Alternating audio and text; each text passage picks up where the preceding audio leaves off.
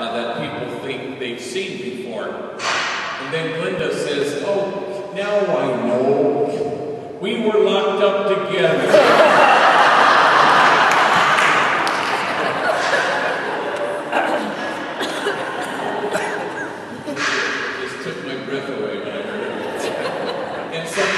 Kinship so quickly. Oscar-winning actress, attitudinal waitress. Exactly what God had in mind. All of us are called to be what Alice Miller, the child psychologist, the late child psychologist, used to say, called enlightened witnesses. People who, through your kindness and tenderness and focused attentive love, return people to themselves.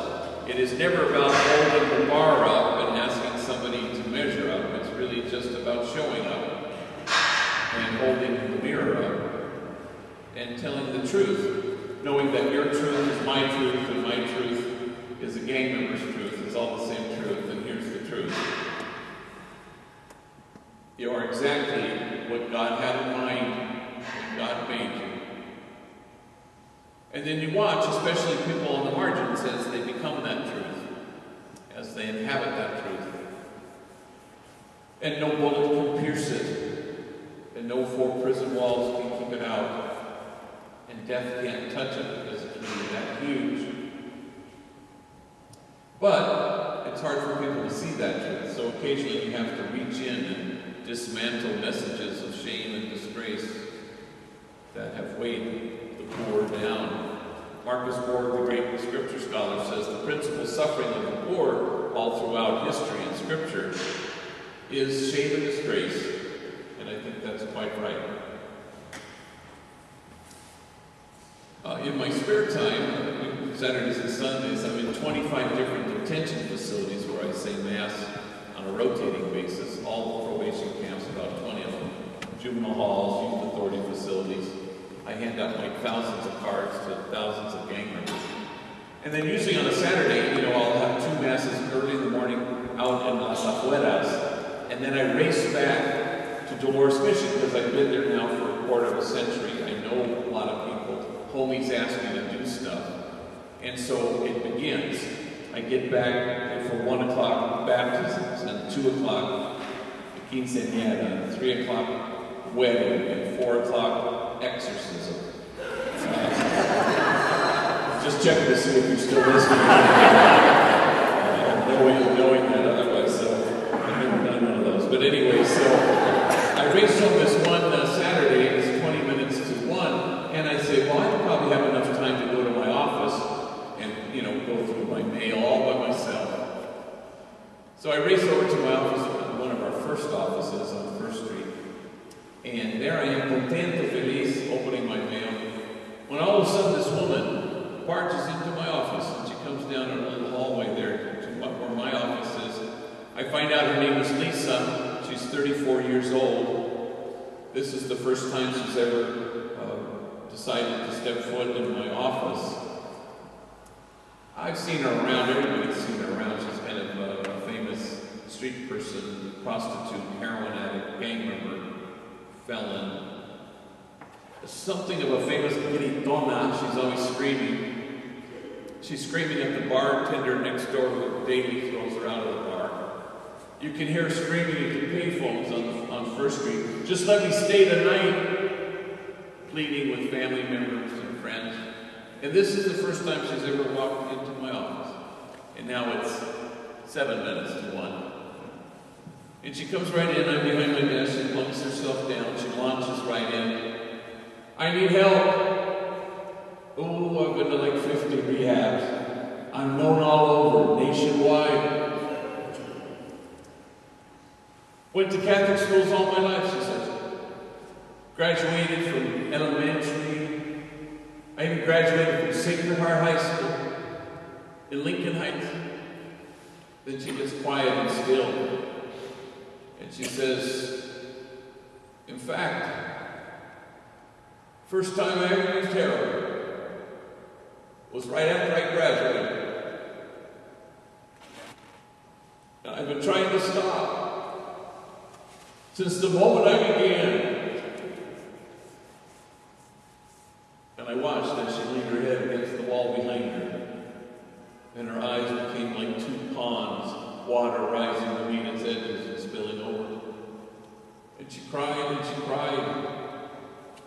till finally she left her gaze at me, and she said with great deliberation, "I am a disgrace." Then suddenly her shame reached mine, because when I had seen her step into my office that afternoon, I had mistaken her for an interruption.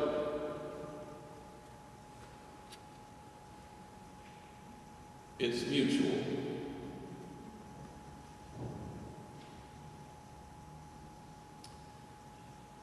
I grew up in Los Angeles with two wonderful parents and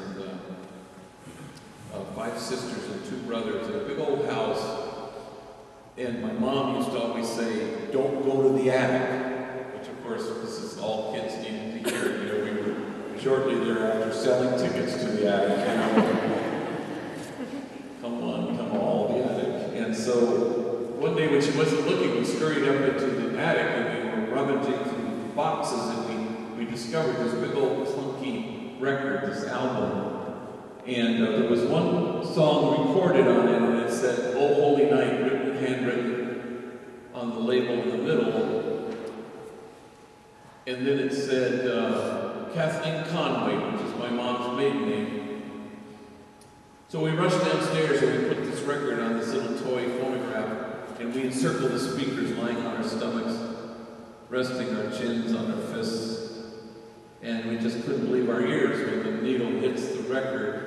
Through this scratchiness, we discovered that our mom, before she decided to have 8 kids, was an opera singer. We just couldn't believe that this glorious voice belonged to the same woman who hollered at us, you know. So we played the grooves off this thing, and a mantra was born. Long lay the world in sin and error pining, till he appeared, and the soul felt its worth. And yeah, it's about Jesus, and yeah, it's about Christmas. But how is it not the job description of everybody in this church? You appear, and the soul feels its worth. Exactly right.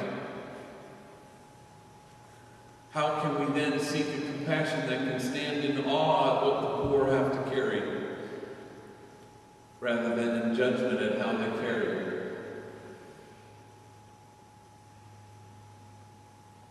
For the measure of our service of the poor and our compassion lies not in service, but in our willingness to see ourselves in kinship with those on the margins. And we get returned to ourselves in the process. I remember there was a homie most resistant to all my offers of help, a kid named Bandit. And he just, every time I'd see him, I'd be on my bike in the projects, and he'd be running up to cars selling crack cocaine. And I'd say, "How about a real job?" And he'd say, "Oh, that's okay, thanks, G," very polite. Until one day, 15 years ago, he shows up in my office. I couldn't believe he was there. I said, "Y ese milagro?" He says what homies often say, "I'm tired of being tired."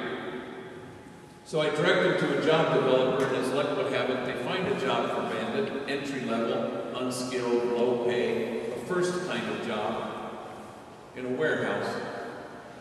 Now cut to today, 15 years later, Bandit is in the middle of the whole warehouse. He's the supervisor. He's the head of all the supervisors. He runs the whole shooting match. He owns his own home. He's married, has 3 kids. Well, I hadn't heard from him in like a couple of years, and no news is usually good news with gang members.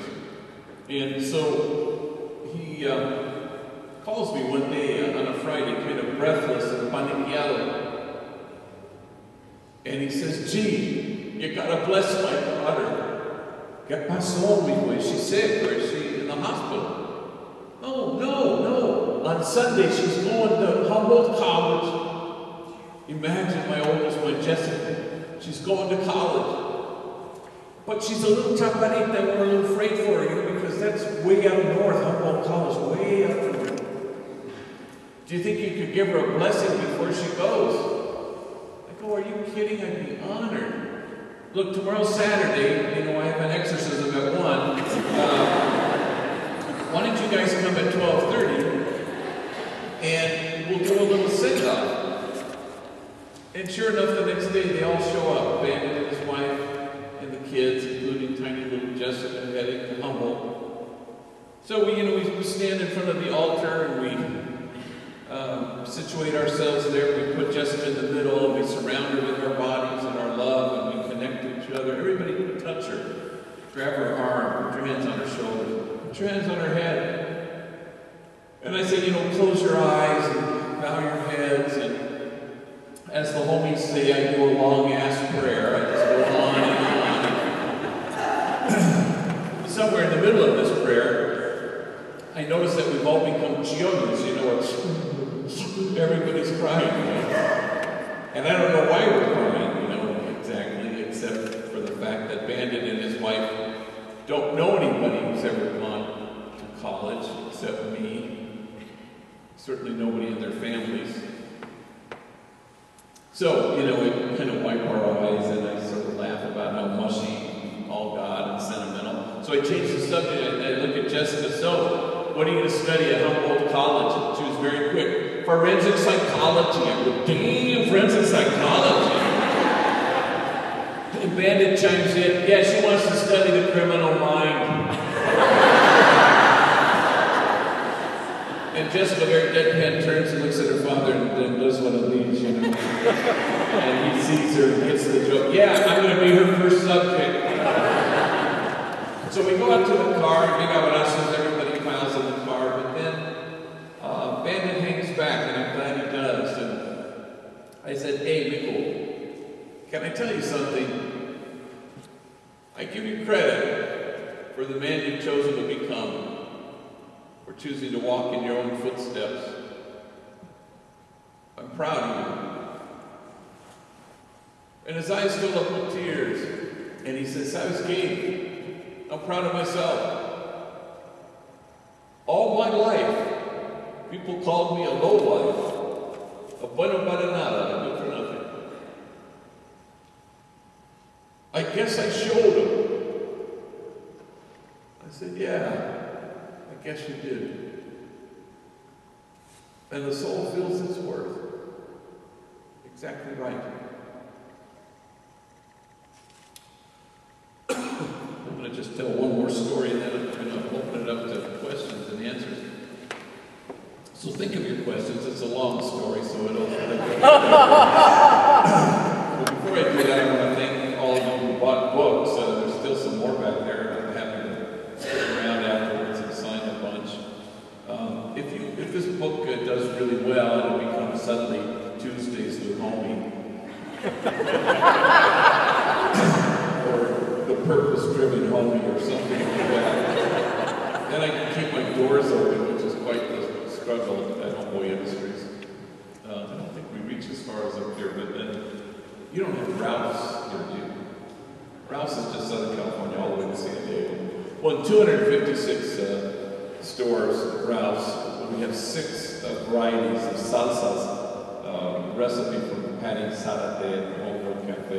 She's a genius. And plus chips. 4 weeks running has been named the best #1 snack in all of the Ralph's.